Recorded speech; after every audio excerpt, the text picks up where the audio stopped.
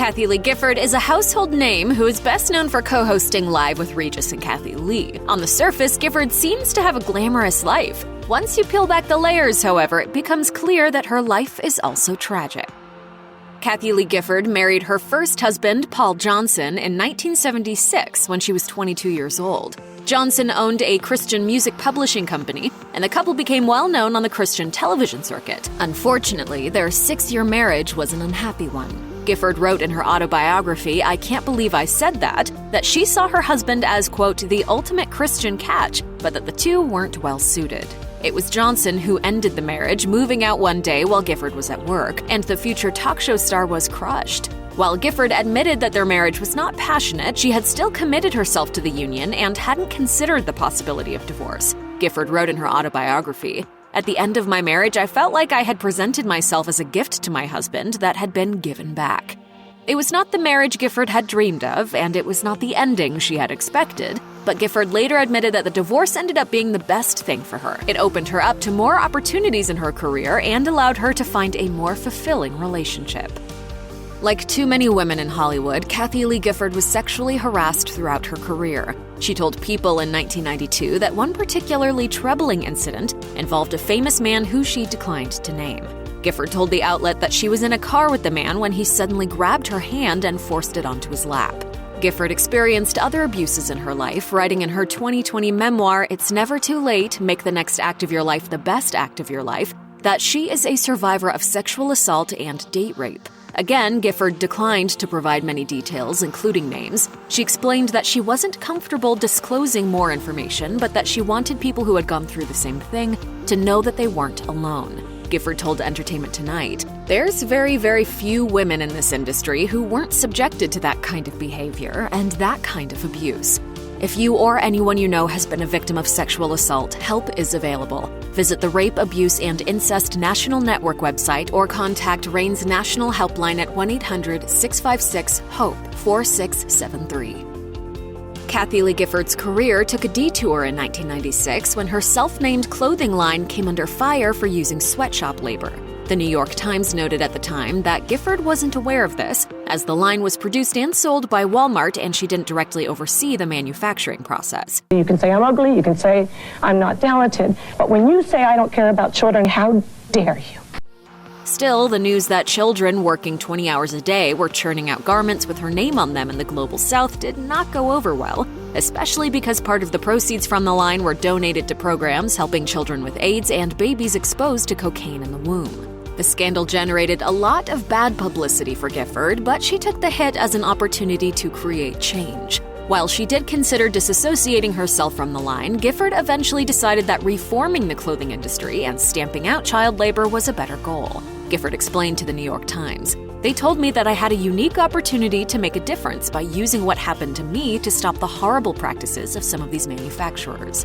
Gifford later told The Observer that the money she made from the line was donated to children's charities.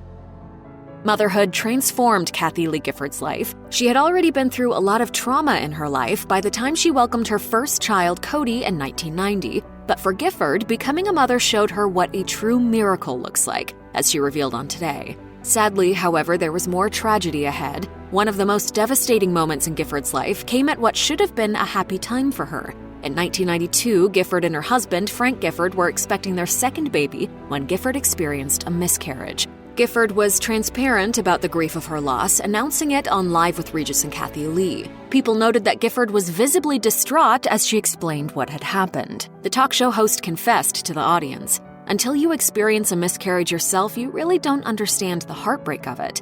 In spite of the heartbreak, Gifford remained optimistic. She said that she was still going to keep trying for another baby, and not long after, her dream came true. In August 1993, a year after her miscarriage, Gifford welcomed her second child, Cassidy. Even the biggest fans of Kathie Lee Gifford may not be aware of the connection she and her family have with the famous Kennedy clan. The two families were connected through Gifford's stepdaughter, Vicky, who was married to Michael Kennedy, son of Robert F. Kennedy and nephew of former President John F. Kennedy. The couple had 3 children together. Vicky and Michael had ended their marriage shortly before he died in a skiing accident in 1997, following the news that he'd had an affair with their children's babysitter. But Vicky was still in love with him and devastated by his death. Gifford wrote in It's Never Too Late, Vicky had loved Michael since she was 15 years old, and although he had betrayed her and left her emotionally destroyed, she had never wished him harm. Kathie Lee Gifford is a popular figure, but being in the public eye has also made her the target of some less than complimentary people. Gifford has often found herself the butt of cruel jokes, such as from radio personality Howard Stern. The shock jock directed mean-spirited commentary towards her for years on the air. According to Us Weekly, it was a one-sided feud. Gifford said on Watch What Happens Live with Andy Cohen that she didn't even meet Stern until 2012, when she confronted him at the Today Show studio. Gifford said Stern ended up apologizing, telling her, "I used a lot of language, but I'm so sorry. You just angered me because you were everything I wasn't."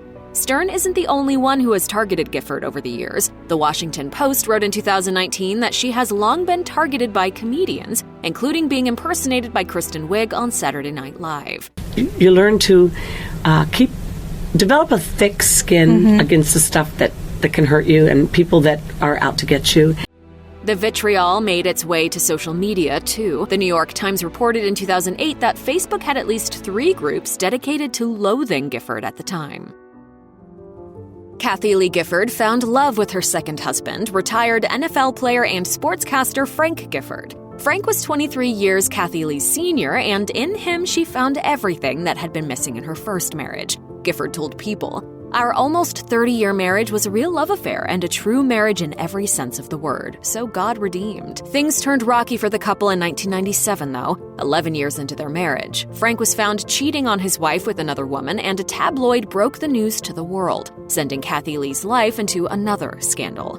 Making matters even worse was that the Sweatshop scandal had just died down. Kathie Lee later confessed that she found it difficult to cope with all the drama swirling around in her personal life at the time. Kathie Lee thought about leaving Frank, but the couple eventually pulled through with the help of therapy. Forgiveness took a lot of work, but Kathie Lee finally was able to reconcile with Frank for the sake of their children. In an interview with 2020 Downtown in 2000, Gifford had this to say, "For every woman who's ever been betrayed by someone she loves, you show them there is life after it. There is life after it."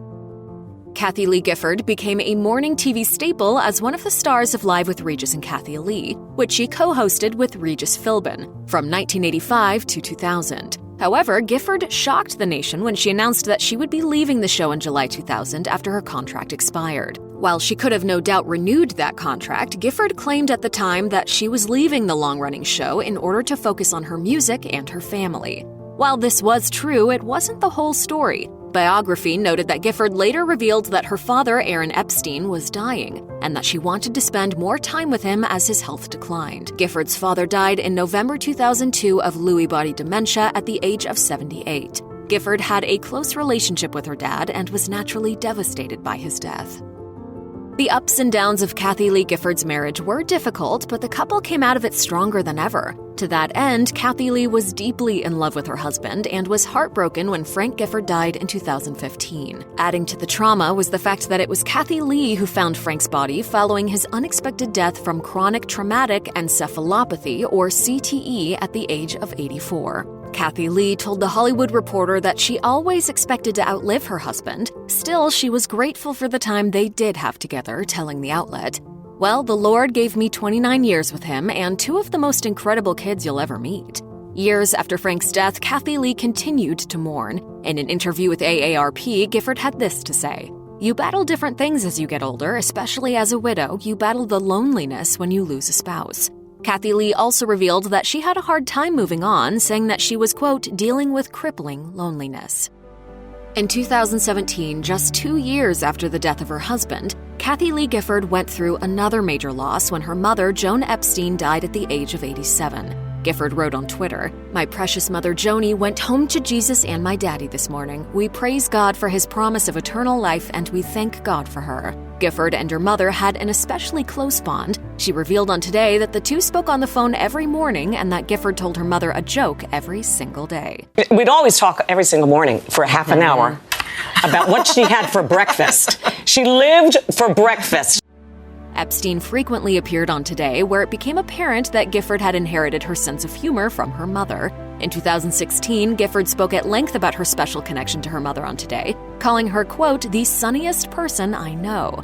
Gifford added that her mother was always incredibly supportive of her, especially when it came to her career, something that Gifford has tried to do for her own kids. In memorializing her mom, Gifford declared, "She gave me wings." After a decade and a half of co-hosting Live with Regis and Kathie Lee with Regis Philbin, Kathie Lee Gifford and the TV personality formed a very close bond, so it makes sense that it hit Gifford hard when Philbin died in 2020.